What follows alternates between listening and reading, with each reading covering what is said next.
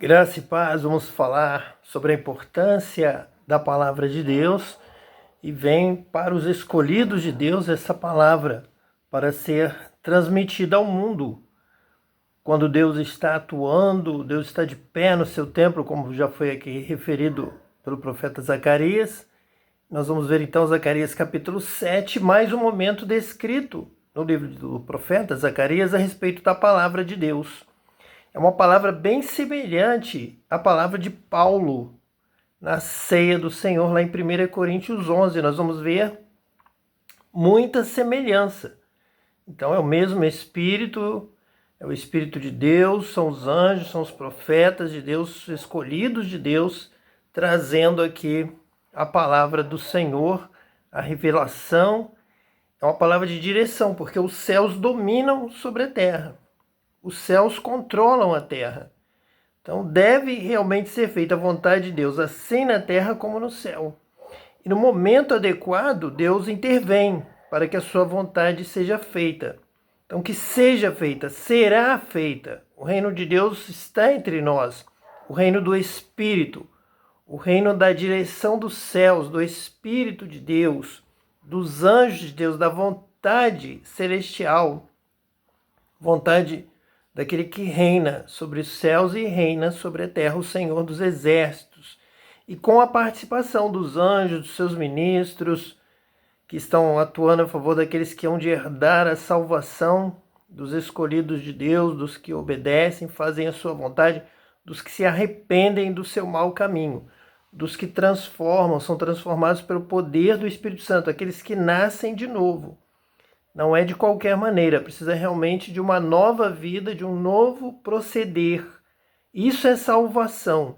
Salvação é o homem conhecer a vontade dos céus e viver, andar nessa vontade.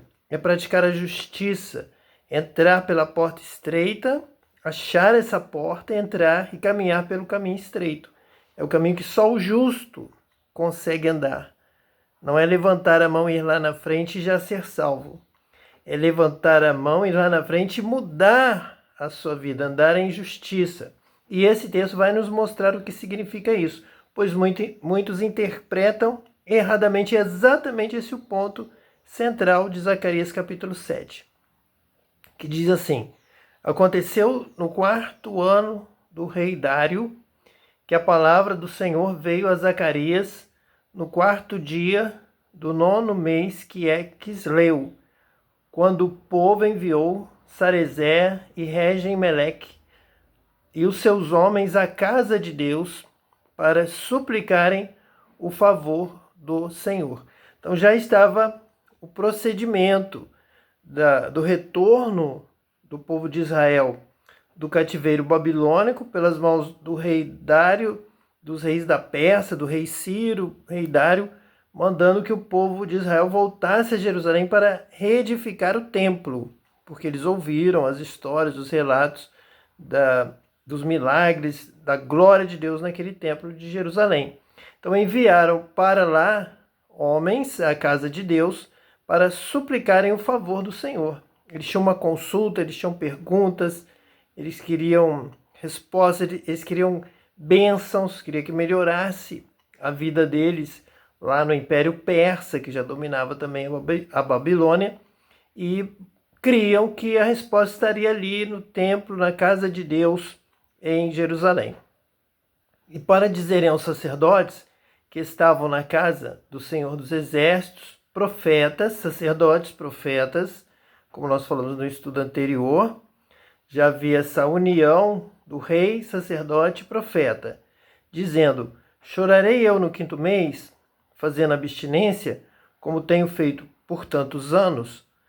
Então a palavra do Senhor veio a mim dizendo: fala a todo o povo desta terra e aos sacerdotes, dizendo: quando jejuastes e pranteastes no 5º e no 7º mês, durante estes 70 anos, porventura foi mesmo para mim que jejuastes? Ou quando comestes e quando bebestes, não foi para vós mesmos que comestes e bebestes? Então vejam bem, eles queriam uma bênção. e queriam então uma confirmação de que a partir de agora, da restauração do templo, que o povo saiu do cativeiro, as bênçãos viriam, maiores, melhores, porque eles estavam dizendo que estavam jejuando conforme o mandamento, no 5º mês, era o mês de jejum, de abstinência, de choro, tenho feito por tantos anos, e será que a partir de agora, tendo o templo, vocês, sacerdotes, ocupando essa liderança espiritual, política que estava unida agora na figura do sacerdote, a liderança do rei, a liderança do profeta espiritual, havendo agora esse concerto, havendo a reedificação do templo, as bênçãos virão agora no 5º mês, a partir do jejum, da abstinência, do sacrifício. Então veio a palavra do Senhor, por isso está aqui registrada a vinda da palavra de Deus, a importância do que vem do céu, do que veio do céu, como veio sobre a minha vida, para transmitir agora então o fluir do milagre, da bênção, do esclarecimento, do conhecimento. É isso mesmo. Vocês têm mais algum detalhe sobre esse jejum, sobre essa abstinência? Nós estamos errando em alguma coisa? Vocês têm mais alguma instrução dos céus, alguma revelação para que nós possamos fazer e receber a vitória, o que nós estamos esperando, a prosperidade, a alegria? Temos falado aqui dos textos sobre prosperidade, a vontade de Deus de abençoar o seu povo com prosperidade, com vitória, com bênção, toda sorte de bênção do céu e da terra. Então, quem não quer que você tenha prosperidade é quem não te ama, é o seu adversário. Mas aquele que te ama, o Deus quer te abençoar, o Deus que te ama, ele quer te ver feliz e suprindo todas as suas necessidades, abençoando a sua entrada, a sua saída. Mas isso vem da obediência. Então é isso que o profeta começa aqui a responder, que essa bênção não vem do ritual, do simples ritual.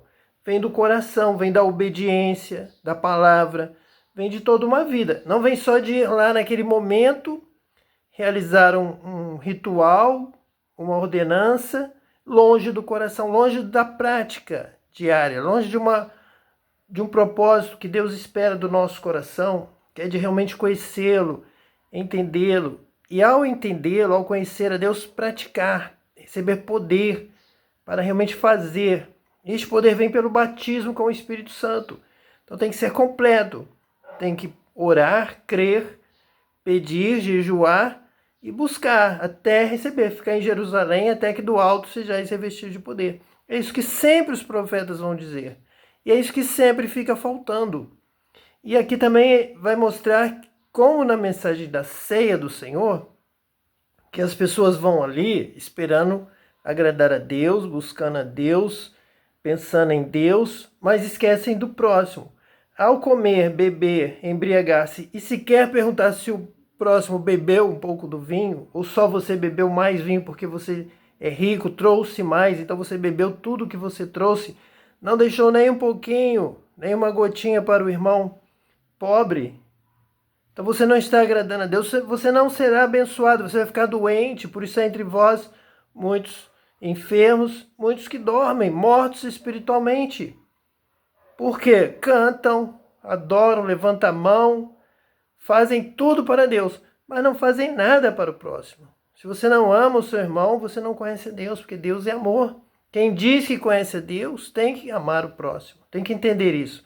Isso está aqui nesse capítulo 7 de Zacarias. Então comiam, bebiam vinho, comiam carne, comiam muito, se fartavam, mas no dia a dia não se lembravam de acudir o órfão, a viúva, o irmão pobre, empobrecido, que está passando por doença, enfermidade.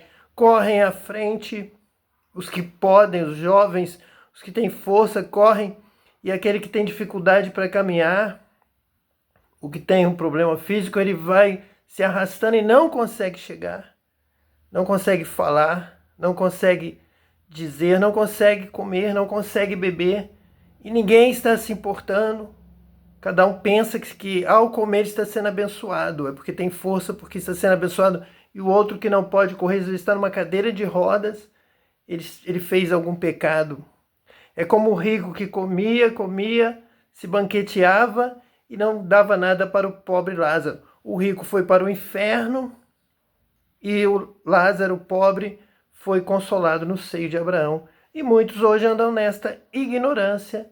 É o que o próprio profeta Zacarias está dizendo, e Paulo disse isso da ceia. E nós estamos dizendo isso agora.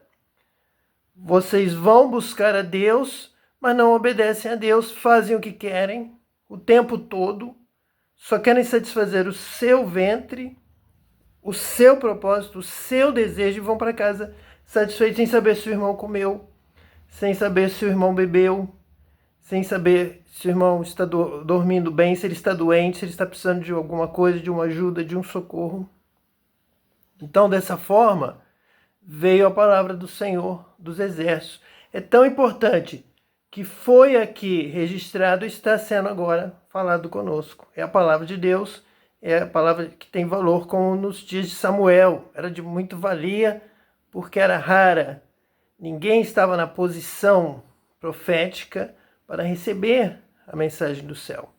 Mas nesse período da reconstrução do templo, da saída do cativeiro, Deus levantou profetas escolhidos, mensageiros, como os anjos, que tinham o sentimento de Cristo, do Espírito, dos anjos, dos céus, para poderem trazer a palavra de Deus à terra, como nos dias de hoje.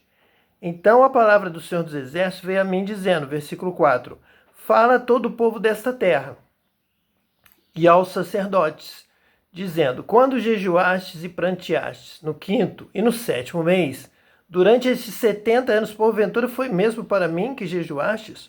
Ou quando comestes e quando bebestes, não foi para vós mesmos que comestes e bebestes? Não foram essas as palavras que o Senhor pregou pelo ministério dos primeiros profetas, quando Jerusalém estava habitada e em paz com as suas cidades ao redor dela, e o sul e a campina eram habitados?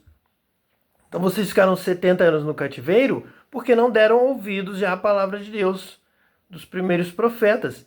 Eu vou repetir a palavra, eu vou recontar, e o Senhor está falando novamente, neste lugar, agora. Então deem ouvidos à palavra do Senhor, porque as derrotas, as vergonhas, as misérias, o cativeiro, o sofrimento, essa angústia de não receber a bênção, de não ver as promessas de Deus se cumprindo em nossa vida, em nossa terra. Por que não se cumprem? Porque vocês não dão ouvidos corretos à palavra do Senhor, dos profetas, dos escolhidos, aos mensageiros de Deus. Vocês continuam comendo e bebendo para satisfazer a sua própria iniquidade, o seu próprio ventre, o seu próprio egoísmo, seu único propósito, e não olham para Deus e não olham para o próximo. Então, se vocês não cumprem os mandamentos principais, o mandamento de Cristo, o novo mandamento, amar ao próximo como Cristo nos amou, servir como os anjos nos servem, entender a mensagem do céu para que seja feita a vontade do Senhor, assim na terra como é feita no céu, se você não colabora com o reino de Deus, se você não se arrepende, não vive para Deus, você continua desobedecendo a palavra de Deus e não será abençoado. O amigo de Deus é o que obedece a Deus, e o filho de Deus é o que ama, porque Deus é amor, quem ama é nascido de Deus. Então não pense você que a sua denominação te dá poder, te dá autoridade, te dá bênção, te dá vitória. Ela não te dá. Se ela ensina a palavra de Deus erradamente, ela te tira esta bênção, ele tira o poder. Se ela não prega o batismo com o Espírito Santo, ela tira a vitória, porque você precisa receber poder vindo sobre ti, o Espírito Santo. É ele que vai te conduzir a ouvir a palavra de Deus, entender, ter discernimento, saber exatamente o que Deus quer e poder para praticar essa palavra. E poder para pregar e ensinar aos outros. Aí você será abençoado. Se você faz o que Deus quer, se você obedece a Deus, você é amigo de Deus e recebe a bênção de Deus. Então é isso o que Zacarias vai ensinar a partir de agora. E a palavra do Senhor veio a Zacarias dizendo, versículo 8, assim falou o Senhor dos Exércitos, dizendo, executai juízo verdadeiro, mostrai piedade e misericórdia, cada um para com seu irmão, e não oprimais a viúva, nem o órfão, nem o estrangeiro, nem o pobre, nem intente cada um em seu coração o mal contra o seu irmão. Eles, porém, não quiseram escutar e deram-me o ombro rebelde, e ensurdeceram os seus ouvidos para que não ouvissem. Então, falar que a reforma protestante é rebelde é o que está aqui na palavra de Deus. Deram-me o ombro rebelde, e ensurdeceram os seus ouvidos para que não ouvissem. Não ouvem. Quando aqui fala, não oprimais a viúva, nem o órfão, nem o estrangeiro, nem o pobre, nem tente cada um em seu coração mal contra o seu irmão, é exatamente isso que tem feito. Tem rejeitado, tem dado de ombro, tem desprezado, tem sido rebelde à palavra de Deus. Por quê? Baseado em quê? Que não querem saber da viúva, não dão prioridade ao pobre, nem ao órfão, nem ao estrangeiro. Intentam sim em seu coração mal contra o seu irmão. Por que tudo isso? Porque querem suplantar, querem ser contenciosos, querem ser cheios de vanglória, querem destruir o catolicismo, o espiritismo, as demais denominações até. Tem algumas tão radicais, que se dizem radicais, que acham que são a única, uma só fé, um só batismo. E baseado nisso, eu acho que então tem autoridade para desprezar todas as outras, desconsiderar todas as outras. Então, se a outra fala que tem que dar preferência ao pobre, ele já diz que não, porque ele tem que ser superior, ele tem que ser diferente. Mas quando você oprime a viúva, o órfão, o estrangeiro e o pobre, intenta o mal em seu coração contra o seu irmão, que é da outra denominação, você está sendo rebelde. É por isso que você está sendo envergonhado nos dias de hoje. É por isso que quando você teve a oportunidade de expor a sua ideia, todos viram que era louca, que é contra a palavra de Deus. Você não sabia. Você tinha tanta vontade de ser o único, de ser o dono da mensagem de salvação, de ser o superior, ser o topo, ser o especial. Você tinha vontade de ter sido o que leu a Bíblia, entendeu corretamente, e todos os outros não, sendo que os outros estavam sim fundamentados em tantos e tantos versículos da Bíblia, e o que você acha que é o principal da sua denominação está errado. É muita vergonha para uma pessoa só, para uma denominação só. Se fundamentar, até no nome, num erro, numa perversão, no engano, e os outros pontos em que ele persegue as outras denominações para dizer que estão erradas, para dizer que ele é o melhor, os outros estão certos. Então você precisa se arrepender mesmo, com pano de saco, com cinza, com choro, quebrantar-se tremendamente por tanto erro. Como é possível um ser humano ser tão enganado, viver de tal ignorância? Tamanho erro. Executar juízo verdadeiro, andar em juízo, em justiça, justiça e verdade, juízo e justiça, sinceridade, consciência pura, mostrar piedade e misericórdia, cada um para com seu irmão. Tem pessoas que querem pôr a sua denominação de tal forma que se a outra fala de misericórdia, de piedade, de amor, de juízo, ela vai dizer que isso está errado, que não pode ter amor, não pode ter um gesto de carinho, não pode ser manso, os mansos herdarão a terra. Mas uma igreja antiga, que se baseou em Jesus, nos evangelhos, até pela formação do cânon, com todas as razões, todos os motivos históricos para seguir ali as palavras de Jesus, os evangelhos estavam sendo difundidos na sua época, e não as cartas de Paulo, de Pedro, de João, do restante do Novo Testamento. Então diz, bem-aventurados os mansos, porque eles herdarão a terra. Então cultiva essa ideia, esse pensamento, vamos obedecer a Cristo, o sermão da montanha, as bem-aventuranças, sim. Você diz que estão erradas, que não pode ser manso, que não pode ser calmo, sereno, tranquilo, não pode ser humilde. Veja como pode alguém errar tanto assim. Por quê? O que leva alguém a ter tal cegueira? Cego, nu, pobre, miserável, não entende praticamente nada, faz praticamente tudo errado. Porque a outra já seguia há milênios, há centenas de anos, os judeus, com tanto tempo aqui do profeta Zacarias, de Moisés, de Davi nos Salmos, do pobre, daquele que se compadece do pobre, é abençoado. Eles traziam já milênios de tradição bíblica, de entendimento, de estudo da palavra. E um grupo recém-surgido surge para quê? Por que se engana tanto?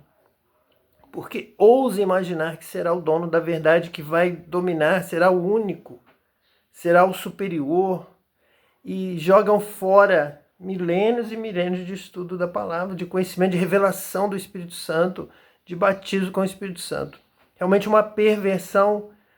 Podemos, em alguns momentos, chegamos a perceber que é a maior perversão da história da humanidade, da história da religião, da história do conhecimento de Deus, da história de pessoas que ousaram tentar criar uma nova denominação que fosse o máximo do radical, do dono da verdade, e erraram tanto. Erram e vão continuar errando se continuarem nessa contenda, nessa vanglória. Simplesmente quando o outro diz que cuida do pobre, ele diz que não. Porque ele não pode admitir que o outro esteja certo, porque ele se sente vocacionado para suplantar os outros. E nós encontramos aqui: executai juízo verdadeiro, mostrai piedade e misericórdia a cada um para com seu irmão. Mas ele não pode usar de misericórdia porque ele quer suplantar o irmão. Ele é como Esaú, ele é como Caim. Ele não percebe o que ele está fazendo. Ele quer o poder. Ele quer se impor totalmente contra a palavra de Deus, contra o conhecimento da palavra que vem do judaísmo, que vem do Antigo Testamento, que vem dos primeiros profetas. É o que Zacarias está chamando a atenção. Ele mandou os primeiros profetas. Não foram estas as palavras que o Senhor pregou pelo ministério dos primeiros profetas? Então nós temos que voltar lá na fonte, lá na origem, lá nos primeiros profetas. E lá nós vamos ver que a mensagem do Pentecostes está lá em Ezequiel, novo coração, novo espírito, está em Joel, profetizado, em Isaías sobre Cristo, sobre a sua humildade. Não vemos nele parecer nem formosura. Então nós vemos a humildade de Cristo, mostrar piedade e misericórdia, cada um para com seu irmão, executai juízo verdadeiro. Só de nós lermos esta expressão, essa frase, executai juízo verdadeiro, vem uma responsabilidade muito grande de se buscar o batismo com o Espírito Santo para que realmente entendamos a verdade, conhecer a verdade nos libertar, executar juízo verdadeiro. Eu preciso da unção de Deus, preciso da sabedoria de Deus, da presença do Espírito de Deus para me direcionar em um juízo verdadeiro. Não é humano, não é terreno. É revestimento de poder, é batismo com o Espírito Santo, é o poder do alto, é a presença do Espírito Santo em nós, é que nos vai dar condição de executar juízo verdadeiro. Então essas religiões que se afastam de Deus, se afastam do princípio dos primeiros profetas, do batismo com o Espírito Santo, do derramamento do poder, ficar em Jerusalém até que do alto sejais revestidos de poder, e depois ide por todo o mundo e pregai o evangelho a toda criatura. Mas antes temos que conhecer o juízo verdadeiro para executá-lo com a presença de Deus. Eu tenho passado esses dias na presença dos anjos, na presença de Deus, na presença do Espírito Santo, na presença dos céus. O Senhor tem me dado hinos cantados por anjos. Os anjos toda noite vêm e cantam alguns hinos para mim. Eu tenho mais de 3.000 hinos gravados pelas madrugadas em que eu desperto com os hinos, os anjos cantando, e a voz dos anjos cantando, ela é aguda, semelhante à voz de um coral de mulheres, muito estridente, de uma forma aguda tremenda, que se espalha, que toma conta do ambiente, que realmente causa todo um reflexo, todo um eco celestial de vozes de anjos, semelhante a muitas mulheres cantando no tom mais agudo possível, chega a superar. Nós conseguimos realmente perceber uma superioridade do céu sobre a terra, até no cântico E os anjos vêm, cantam hinos e têm me dado, e eu tenho gravado imediatamente, e já tenho registro de mais de 3.000 hinos. Um deles, um dos mais bem, que mais ficou na minha memória, tenho todos gravados, mas alguns vão permanecendo na memória por algum aspecto. Tem a seguinte mensagem, o seguinte hino, que tem o título de Invencível.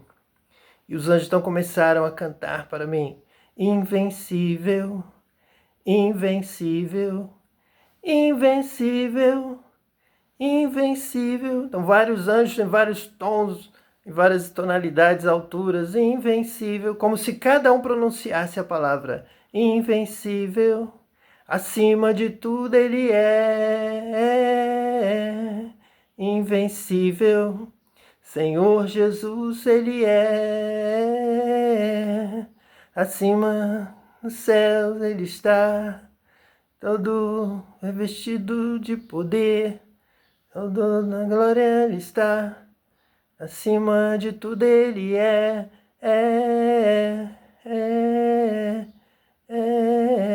invencível, invencível, invencível, invencível, invencível, invencível. Acima de tudo ele é.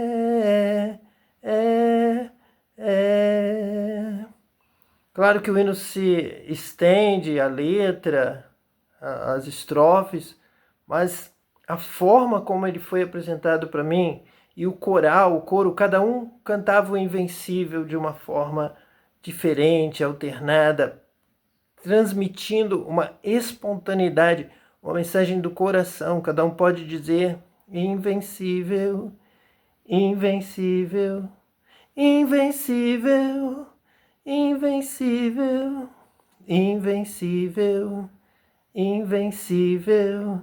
Acima de tudo ele é um grande coral. Então nós vemos aqui realmente essa necessidade de nós estarmos ligados com os céus, para executar juízo verdadeiro, para até mesmo mostrar piedade e misericórdia cada um para com seu irmão. A forma certa é você ler a palavra e orar. Você precisa executar juízo verdadeiro. Você precisa mostrar piedade e misericórdia, cada um para com seu irmão. Então eu preciso orar, pedindo poder, ajuda de Deus para poder cumprir essa palavra. Exatamente isso que o profeta Zacarias estava dizendo para aqueles homens que vieram enviados, ainda por parte do povo que estava na Babilônia, lá no Império Persa, já que apenas os sacerdotes, alguns homens, algumas pessoas tinham vindo para trabalhar em Jerusalém, ali na época de Esdras, de Neemias, reedificação do muro, para a reedificação do templo, protegidos por Deus, e lá pelo Império Persa, Ciro era um escolhido de Deus para fazer o povo voltar do cativeiro para a terra prometida. Então eles querem saber, eles perguntam: o que nós vamos fazer? Como vamos guardar o jejum? Como vamos obedecer?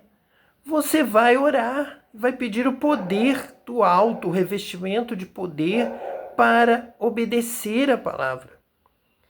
Digamos que você vai reunir numa escola dominical, vamos aqui ler este texto, você precisa executar um juízo verdadeiro. Quantos ali vão ter condição de entender o que significa juízo verdadeiro e poder para executar? Ninguém. Então vamos orar, vamos pedir o revestimento de poder do alto. É o Espírito Santo quem nos dá poder para obedecer a palavra, até para entender todos a sua amplitude. Porque até se eu não pedir a direção do Espírito Santo, eu não vou executar o juízo verdadeiro. Eu vou executar no máximo ali pela metade, um pouco. Cada um vai entender um pouquinho. O que significa juízo verdadeiro? Peça a orientação de Deus. Peça o poder de Deus. Essa virtude. Então, quando você entrar na ceia, vou executar o juízo verdadeiro. Todos já comeram? Todos já participaram? Estamos em comunhão, entendemos o sentido? Olhou para o seu irmão? Já pensou no seu irmão, na necessidade do seu irmão? Pensou em Deus? Sim, cantei, levantei a mão mais alto que todos, isso eu percebi. Você ficou com a mão levantada mais tempo. Mas durante esse tempo que você levantava a mão para Deus, você olhou para o próximo? Você viu se ele tinha problema no braço? Quem sabe você podia levantar junto o braço dele? Você podia ajudá-lo? Você comeu? Eu comi, eu levantei e comi. Comi até muito, porque eu quero participar muito do corpo de Cristo. Você viu que a sua irmãzinha está com um problema na perna? Ela não pôde se levantar? Você não podia ter levado um pão para ela? Você mesmo. Ah, mas aqui já tem ministro, tem o pastor, tem o sacerdote. Isso é problema deles, eu cuido de mim. É isso que você está aprendendo? Você não está executando o juízo verdadeiro. Você não está mostrando piedade nem misericórdia, cada um para com seu irmão. Você tem que fazer a sua parte. Você tem que fazer a boa obra. Você tem que fazer o melhor. Você já comeu e bebeu? Já comi muito porque eu trouxe muito. Você notou que o irmãozinho ficou lá atrás e ele estava tímido?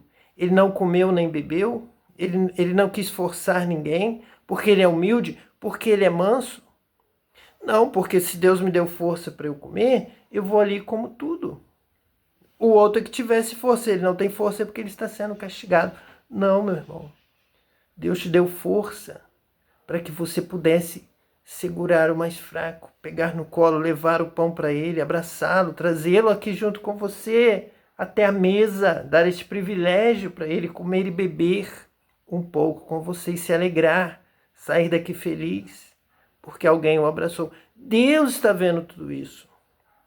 E quando o povo de Israel era rebelde, cada um cuidava dos seus próprios interesses, o Deus de cada um era o seu próprio ventre. Eu comia, eu bebia, eu levantei a mão, é o que interessa. Então vinha o castigo, veio a vergonha, veio a prisão, veio o cativeiro. Novamente, voltaram a passar o que passaram no Egito, agora na Babilônia.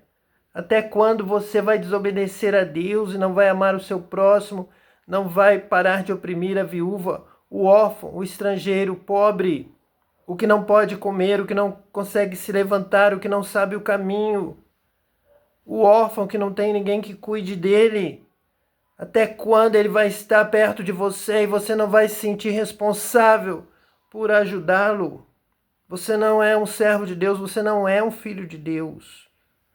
Você não tem o Espírito de Deus, você é um iníquo. Deus vai dizer: nunca vos conheci, apartai-vos de mim, malditos, vós que praticais a iniquidade. É isso que você vai receber de Deus. É por isso que você já está doente, enfermo, como quem dorme, um enfermo espiritual, o enfermo da alma e o enfermo do coração. Mostrai piedade e misericórdia, cada um para com seu irmão. Aprenda a amar. Deus vai te abençoar. Essa noite, quando eu preparava esse estudo e pensava no cântico invencível, acima de tudo ele é, diante do trono de Deus, sentado ao lado de Deus, ele é invencível.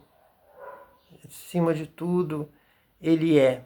E então, naquela hora, começou a vir mais um cântico, como uma confirmação dos anjos de Deus, da alegria dos anjos pelo cântico, pelo louvor, por eu estar com esse propósito de trazer aqui, cantar e demonstrar a minha intimidade com os anjos também. Mais de 3.000 hinos que eles têm trazido do céu. Para mim, estou com esse propósito de a cada programa apresentar um ou dois. Então, na mesma hora, começaram a cantar um hino novo, um cântico novo dessa noite. Good time on every day, but I simply go away to find my love on the way, turn on to say, if you're gonna pass away, my love, for all this long day, tomorrow hold me close to me, on Sunday far away.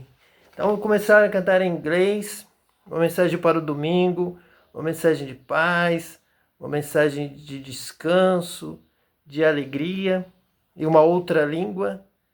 Quando eu começo a orar, vem hinos durante a madrugada em francês, em espanhol, em italiano, em várias línguas. Assim como eu falei em todas as línguas dos homens, dos anjos, ali naquele dia em que eu fui batizado com o Espírito Santo, que veio aquele meteoro do céu, aquele fogo, e entrou na minha vida e veio habitar em mim, me dirigir os passos, a mente, a boca, a voz também.